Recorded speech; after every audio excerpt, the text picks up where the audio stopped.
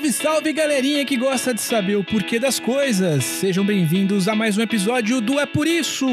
Eu sou o Samuel Leite e se você, meu amiguinho, minha amiguinha, já se perguntou e se alguma coisa fosse realmente diferente do que ela é, se você já buscou explicações e por que as coisas funcionam como são, então esse podcast foi feito exclusivamente para você. No nosso É Por Isso de hoje, ele foi inspirado no IC do episódio 34. Tio Gui, magia da edição pra gente lembrar desse momento especial do IC Podcast. E se não existisse TV? Ah, meu Deus do céu, eu sou um apaixonado por televisão, Lu.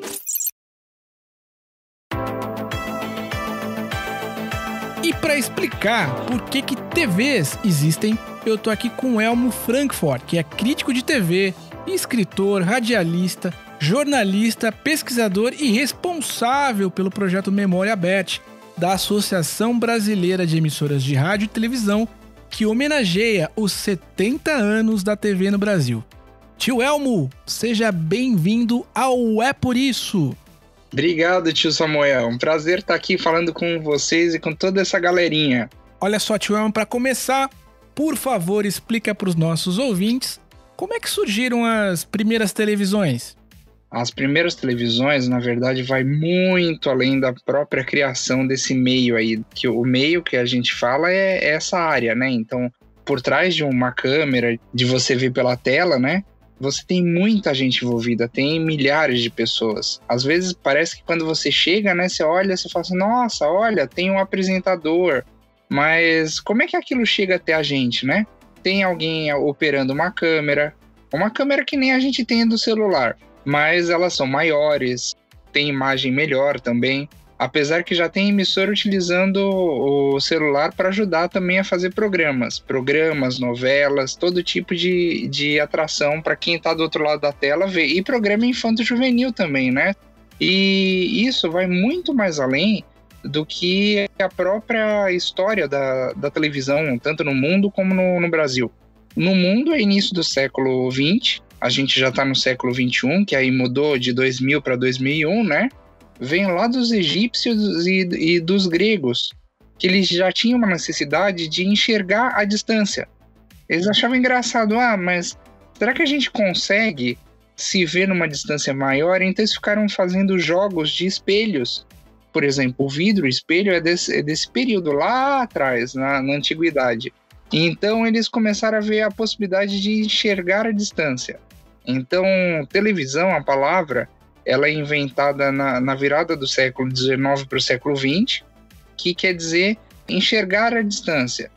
E também tem uma curiosidade, cada meio tem seu padroeiro, né? Se eu não me engano, o santo da internet é São Domingos, e da televisão é Santa Clara. Então, para quem gosta as crianças que gostam de animais, a gente tem São Francisco de Assis. São Francisco de Assis é o padroeiro para cuidar dos bichinhos, para eles não ficarem doentes. E para eles ficarem muito tempo com a gente.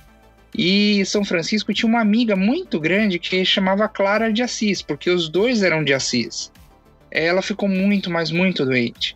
E ela gostava muito do São Francisco, então ela queria ver uma missa do São Francisco, só que ela estava em casa.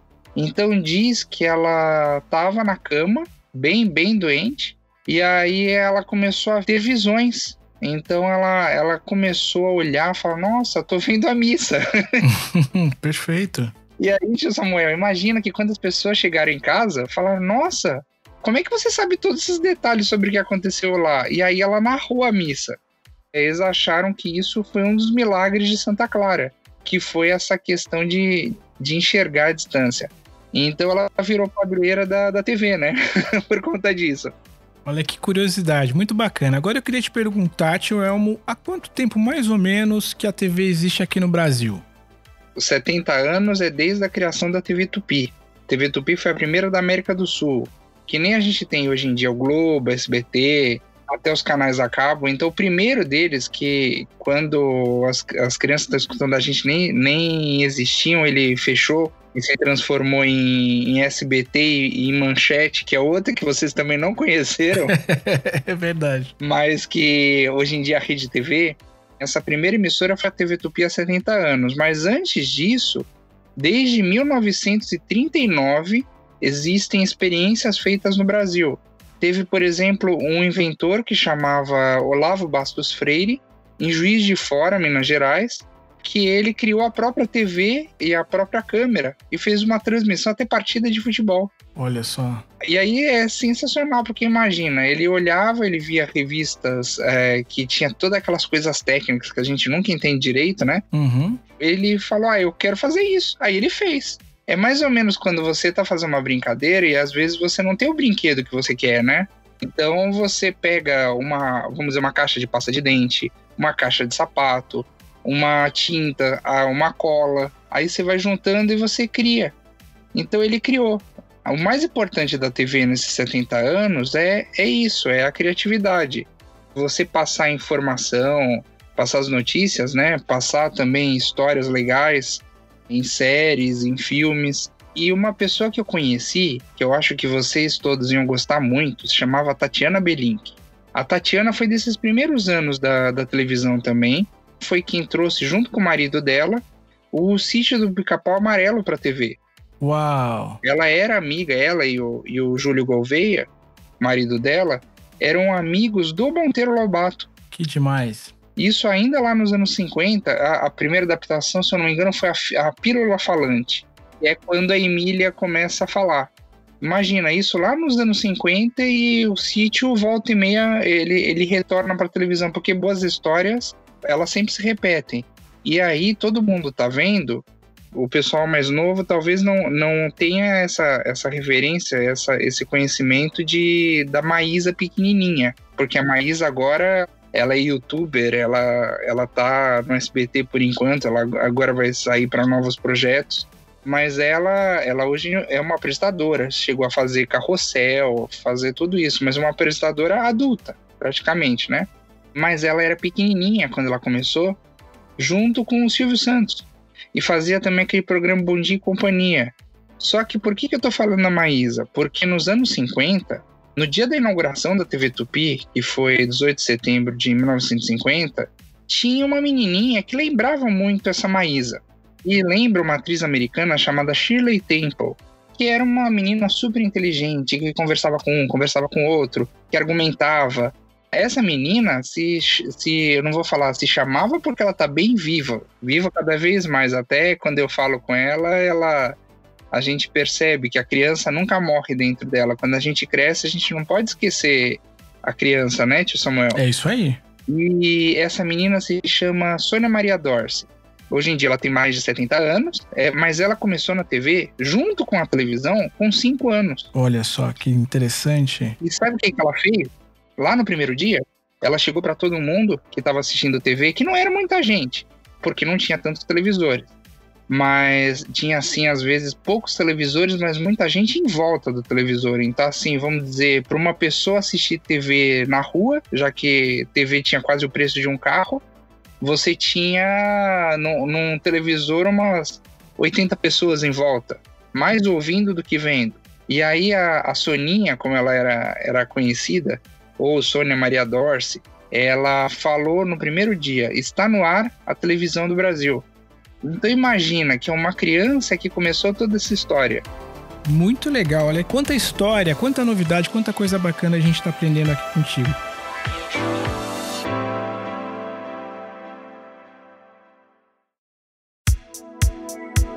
Como é que eram os programas de TV? Você deu o bom exemplo aqui do primeiro, né? Do primeiro conteúdo que foi gerado, mas eles eram parecidos com os programas de hoje ou quais são as diferenças entre eles?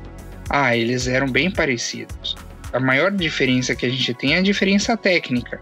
Naquela época, a televisão era ao vivo e era preto e branco. Não tinha nem como gravar. Então as pessoas faziam um programa e depois olhavam pro outro lado do monitor. Cadê? Eu não tô lá. Então, eu conheço um caso de uma atriz que ela se chamava Georgia Gomide. Eu lembro da Georgia que ela me contava. A Georgia fez muitas novelas. Ela me contava que ela chegou e olhou na televisão quando chegou o videotape. Videotape é como a fita gravada, né? Diz que ela olhava e falava, sou eu! Porque era algo fantástico, você imaginar que assim, quando era do cinema, o que a gente chama de película, né, que é o filme, você consegue se ver depois. Mas na televisão você não conseguia. Tudo era feito, claro, tinha improviso, tinha todas essas coisas por ser ao vivo. Sim. Você sabe quem é que ajudou muito a televisão nesse início, principalmente os programas infantis? O circo. Ah, faz sentido. Então, você tinha palhaços como Fusarca, Torresmo, que era uma dupla, Fusarca e Torresmo, né? E é engraçado, né? Eu falo que é um grupo que gosta de gordura, né? Sim. Porque o Torresmo, o pai dele também era palhaço. E se chamava Chicharrão. Uhum. Chicharrão vem de chicharrón, que é mais ou menos bacon, gordura em espanhol. O filho dele, que também foi palhaço, se chamava Pururuca. E tinha um que a gente não pode esquecer que, aliás, dois que foram super famosos, que era o Arrelia e o Pimentinha. O Arrelia era tio do Pimentinha. Então tinham muitas famílias que estavam juntas. Tinha no Rio de Janeiro o Carequinha. Então quantas músicas a gente ouve hoje em dia e remete a esse pessoal? Então, por exemplo, a Arrelia. Como vai? Como vai? Vai. Ou Carequinha, o bom menino não faz xixi na cama. Então, esses palhaços, existia até um programa que chamava Circo Bombril, porque quem bancava o programa, quem pagava para o programa ir para o ar, era a Esponja de Aço. Então, era muito comum, assim, o nome do anunciante, de quem bancava, ser o nome do programa. Por exemplo, o telejornal chamava Repórter Esso, porque era dos postos Esso de gasolina. Tinha também uma outra pessoa que até hoje o pessoal adora filme dele, inclusive crianças, chamada Mazzaropi. O Mazzaropi, ele fez rádio, depois ele fez televisão, e aí ele fez tanto sucesso que foi chamado para fazer cinema. E se apaixonou, chegou até a própria companhia de cinema dele. Tinham as escolinhas também, tio Samuel.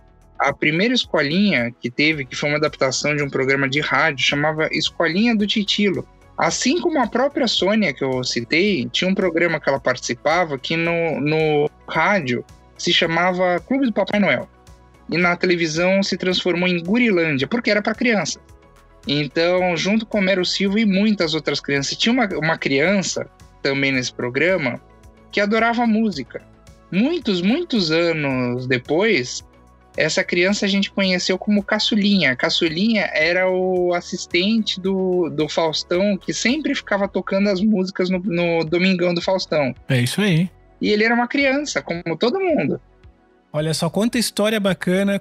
Eu tenho certeza que esse está sendo um programa especial por uma razão. Porque muitos dos papais e das mamães estão se sentindo crianças agora ao relembrar de tantas coisas legais, tantas coisas nostálgicas. De fato, a TV...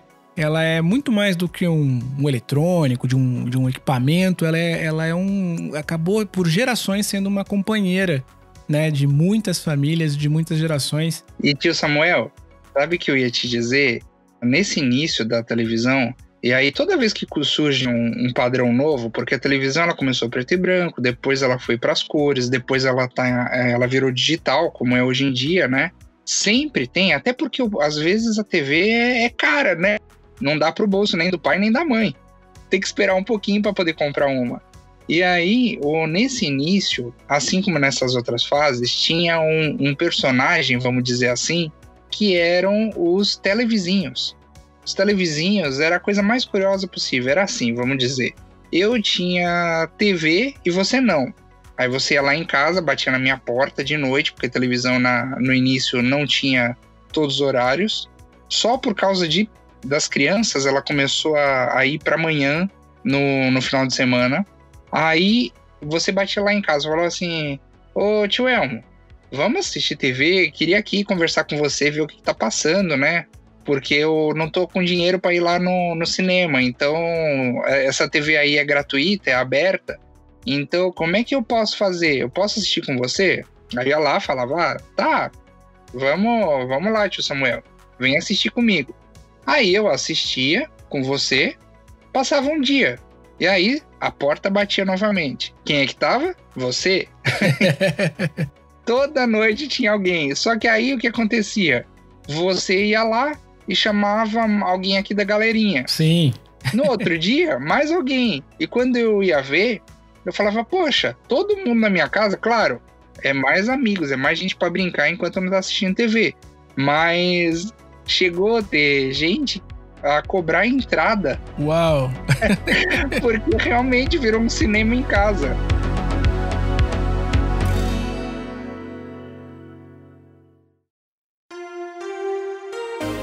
A gente aqui no É Por Isso tem um exercício de imaginação criativa que é, muitas vezes, como é que seria um mundo diferente do que ele realmente é? E aí tem uma pergunta aqui que eu preciso fazer pra você, que devia ser, acho que ao seu olhar devia ser uma catástrofe, mas eu preciso te perguntar, tio Elmo, como seria, na sua visão, um mundo de hoje se não existissem televisão, se não existissem televisores? Como é que você acha que seria esse mundo?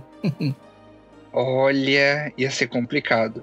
Porque é aquele negócio, um meio vem depois do outro.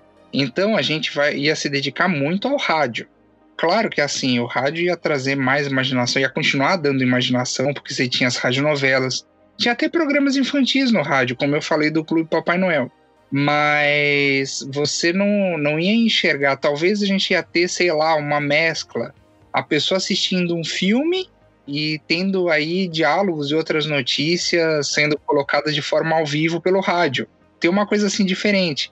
E aí também tem uma outra coisa, sem a televisão, como é que a gente ia chegar na internet? Você vai construindo na sua cabeça assim, peraí, teve o rádio, aí o rádio trouxe o som, aí veio o jornalismo impresso, então as revistas, os jornais, aí a televisão trouxe a imagem junto com o cinema, só que de uma forma frequente que nem o rádio. Então, quer dizer, todo dia tem uma notícia nova, uma novidade, né? De modo geral. E aí, a internet pegou e juntou tudo isso. Então, a internet, ela ia ficar meio manca, né? É verdade, sem imagem. E a gente ia ter que criar novos heróis, porque a televisão também trouxe gente muito legal. E aí, os papais e mamães vão gostar de lembrar disso. Quantos heróis nós tivemos? Por exemplo, Falcão Negro, que era de capa e espada. Vigilante Rodoviário, que era um policial rodoviário em busca de aventuras. Capitão Furacão, Capitão Arco-Íris, Capitão Asa e tantos outros. Ou até personagens que a gente tem por aí, como o Júlio do Cocoricó. Ou para os mais antigos, desculpa chamar de antigo, mas assim, que tá mais tempo por aí, as crianças mais velhas. O Vila Sésamo, com o Garibaldo. E assim, eu adoro programação infantil, eu sinto que a televisão precisava ter mais programação, porque a gente tem que formar as novas crianças, os novos adultos que estão por aí. Então, se não tiver novela, por exemplo, infantil, se não tiver programa, quem vão ser os nossos adultos do futuro?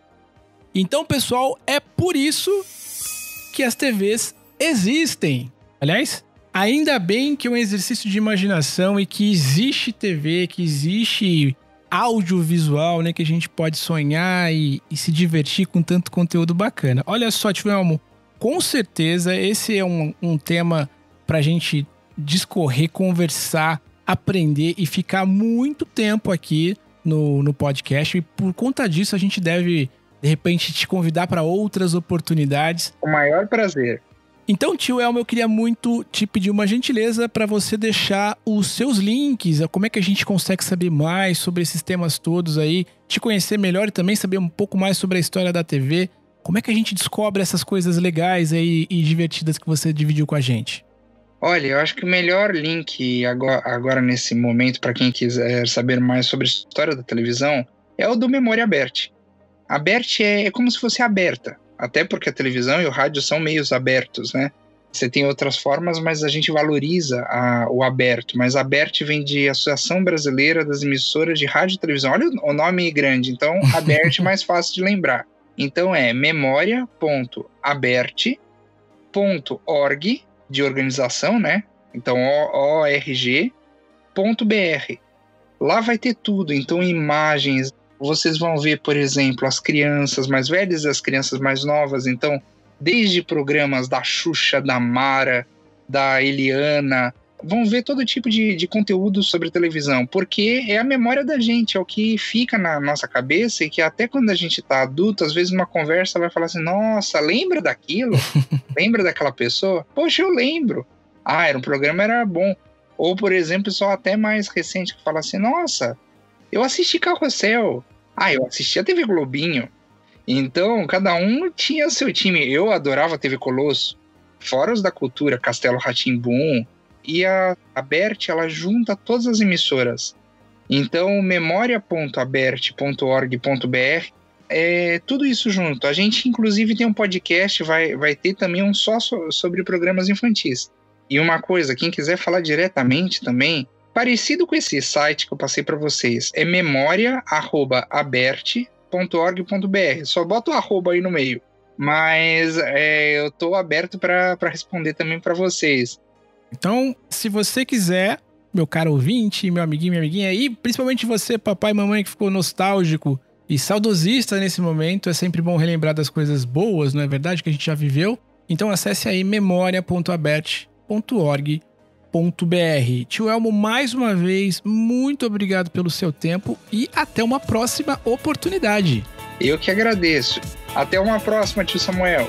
Um abraço, garotada. Valeu, tchau, tchau, pessoal.